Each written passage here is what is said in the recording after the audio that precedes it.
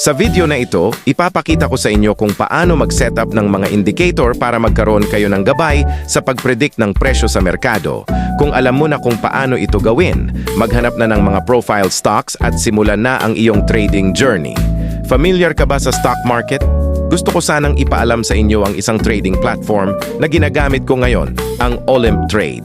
Matapos kong ma-setup ang mga indicator at makahanap ng mga profitable currency, ang kailangan mo na lang ay i-analyze ang mga susunod na takbo ng candlestick. Ang setup ko dito ay 1-minute candlestick at 1-minute time frame. Kung interesado ka ring mag-trade gaya ko, pwede kang gumawa ng libreng demo account para mag-practice.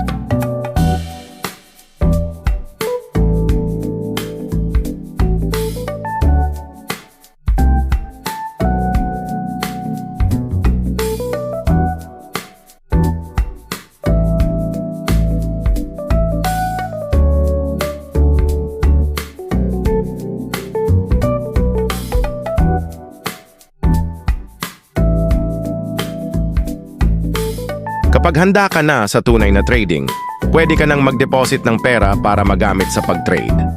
Madali lang, pwede mong gamitin ang iyong GCash at ang pinakamababang deposit ay $10 lang. Ano pa ang hinihintay mo? Simulan mo na ngayon. I-click o i-tap lang ang link na makikita sa comment section. Para sa mga katanungan, sumali kayo sa aking Discord server. Good luck! We think about our traders every day. That's why there are 100 million of them.